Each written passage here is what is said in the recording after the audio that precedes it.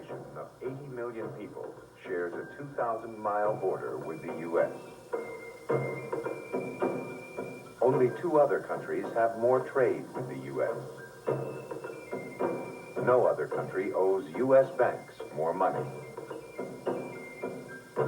No other provides more immigrants. Few nations sharing a common border understand each other less. Tonight, the first of 3 programs on our neighbor to the south.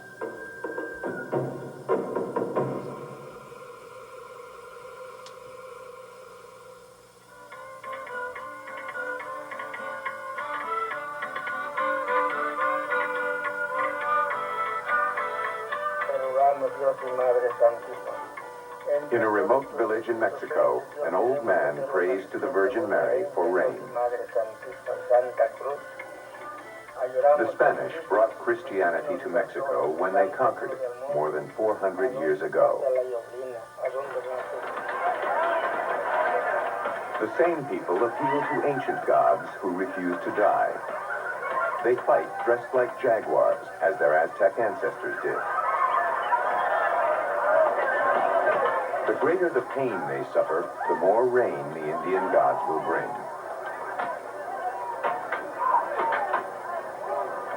This village is a day's drive from the old Aztec capital, Tenochtitlan, still the capital of the nation. With 18 million people, Mexico City is the largest metropolis in the world.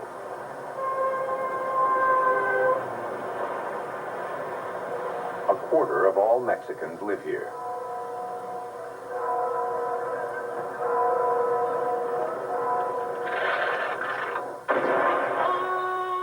Mexico City is the seat of power and the center of national life. Here, Mexicans celebrate heroes of a war that cost them half their territory, what is now the southwestern United States.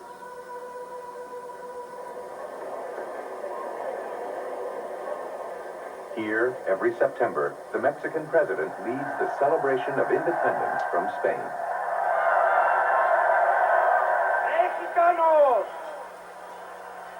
viva la independencia nacional. Viva México. Viva México.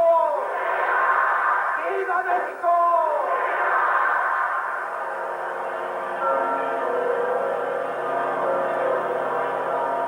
On December 1st, President Miguel de la Madrid will step down. He has been the leader of a political party which has been unchallenged for 60 years.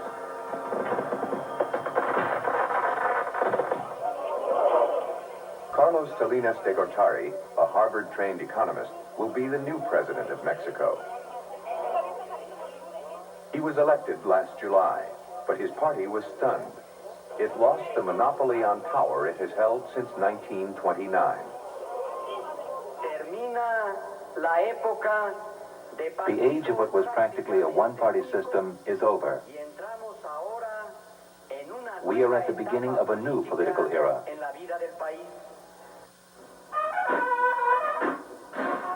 1988 marks the end of a political era which gave rise to the modern Mexican state. This series examines that era, which began in revolution.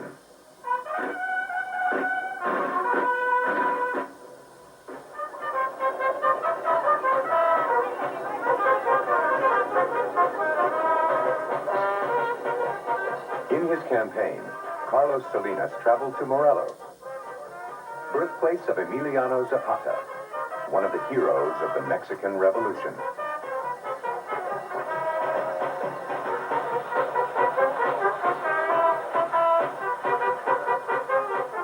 The party of Carlos Salinas is called the Institutional Party of the Revolution. The PRI has governed Mexico since 1929. It grew out of a revolution that Mexicans see as the most important event in their 20th century. We Mexicans see the Mexican Revolution as the great moment. when all the political ideas of our history come together. The Mexican Revolution is a social movement that changed in a very radical manner the Mexican way of life. What the Mexican Revolution did through this incredible turmoil and unleashing of energy and acts of self-recognition during a period of 10 years was to say, we are all that we have been in the past. We are Aztec. We are Spaniards. With the revolution, the old elite crumbled, a new elite arose, but a new social organization of society was also created. I didn't know what we were fighting for. Then I heard what they were saying.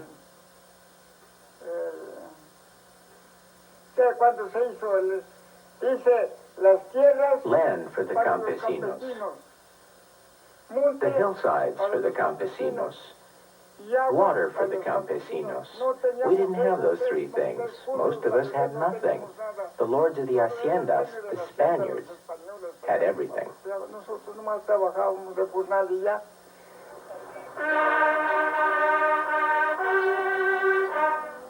The Mexican Revolution was a decade of anarchy, of destruction, of 1 million deaths. It took 20 years to rebuild a nation from its ashes. It began in 1910.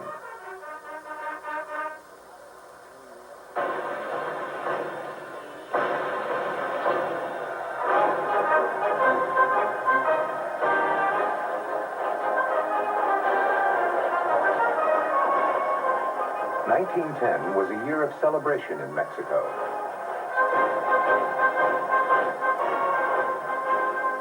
It was the 100th anniversary of the nation's declaration of independence from Spain.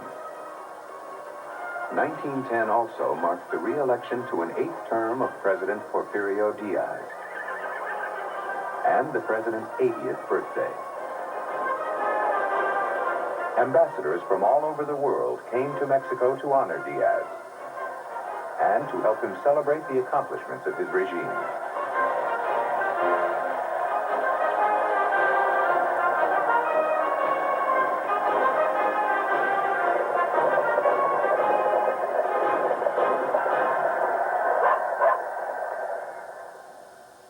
Diaz was an Indian from the southern state of Oaxaca. He had risen to prominence as a successful general in the 1860s, when Mexico expelled the French, who had occupied the country for 5 years. The Diaz regime brought development to Mexico, much of it financed and controlled by foreigners.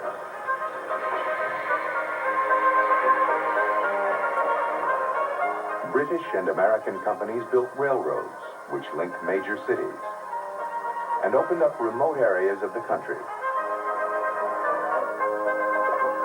Foreigners also developed Mexico's natural resources, including rich oil fields along the coast of the Gulf of Mexico.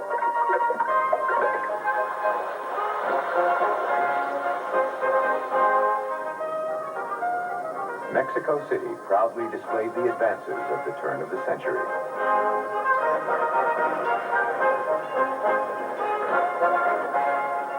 The Porfiriato, as the Porfirio Diaz years were called, was a time of order and stability, of technology and progress. But not for all. Mexico's rural poor, the Indian campesinos, were left out of the cycle of progress. They scratched out a living as they had done for hundreds of years. Many of them working as day laborers on land their families or communities used to own. Law and order in the countryside was maintained by the rurales, the Diaz Rural Police.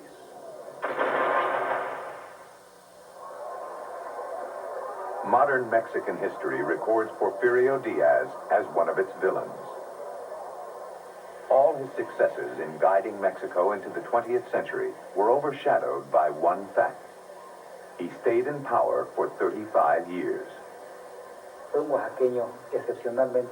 He was from Oaxaca. He was exceptionally intelligent, very talented, with a great clarity in his political thinking. He was a patriot. But he became entrenched in power and became a dictator. In fact, the Mexican Revolution was fought against the dictatorship of Porfirio Diaz. When Diaz announced he would run for an 8th term as president, resistance spread throughout Mexico. The leader was Francisco Madero. Madero was a wealthy landowner in the northern state of Coahuila. Educated at Berkeley and in Paris, he was well versed in democratic ideals. Madero was a pure Democrat, almost a mystical Democrat. And when I say democracy, and what he meant by democracy is what the Western world has always understood by democracy. Division of powers, free press, free speech, and free and clean elections. Madero believed in all this. In October 1910, from exile in Texas, Francisco Madero sent this message to the Mexican people. I declare the last election illegal. I assume the provisional presidency of the Republic until the people choose their rulers pursuant to the law. I have designated Sunday, the 20th of November, for all towns in the Republic to rise in arms.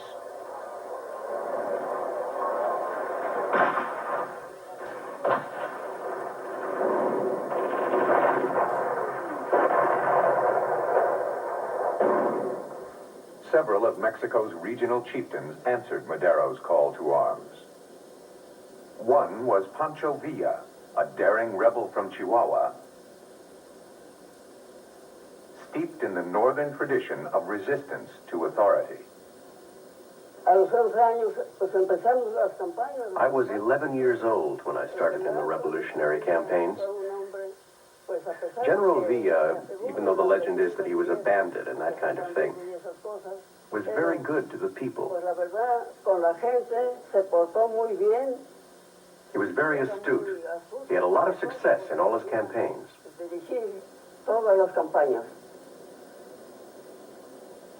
Villa and other northern generals began the war against Diaz in Chihuahua, 1,000 miles from the capital. Fighting also broke out in the state of Morelos, just south of Mexico City. The Morelos rebellion was led by Emiliano Zapata, whose army of peasants fought to regain land taken from them for generations by wealthy landowners. Zapata fue un hombre, pues, completamente patriótico. Zapata was a patriot. En 1911 se lanzó a las armas. In 1911, he took up arms, but first he asked permission of his people. And when he took up arms, he went with his people, and his people offered to die for the land. Zapata was a very good man. Another sort of man might have taken money or given up what we were fighting for. Each one of these revolutionary leaders made an important contribution. Madero, the idea of democracy. Zapata, the idea of land reform and social justice. Villa the same, though Villa cared more about the small landholder, while Zapata represented communal land ownership, the roots of indigenous Mexico.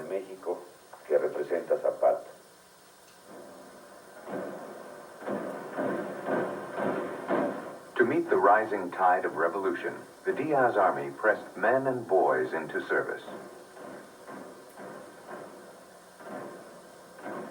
They reached into every corner of Mexico, including the village where young Felix Gardino lived.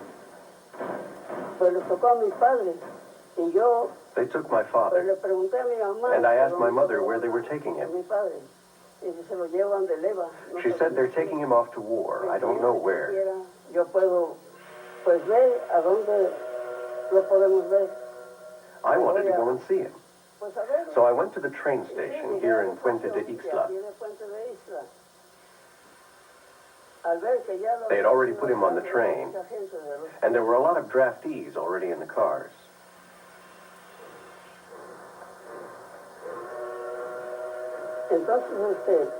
Then a soldier asked me, "What are you doing, kid?"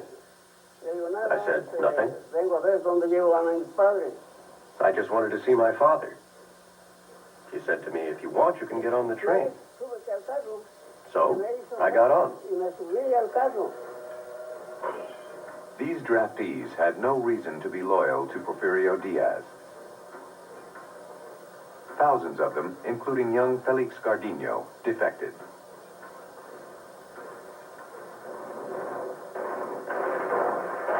Those who did fight were thrown into battle with little preparation. The rebels decimated Diaz's forces. They sent the uniforms of dead federal soldiers to Diaz with the taunting message, "Here are some rappers. Send us some more tamales."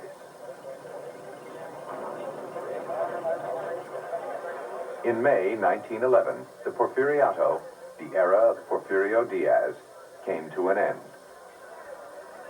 Diaz resigned and left Mexico for a comfortable exile in Paris.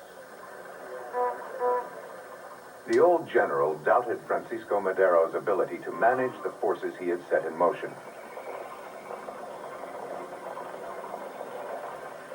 Diaz said, "Madero has unleashed a tiger.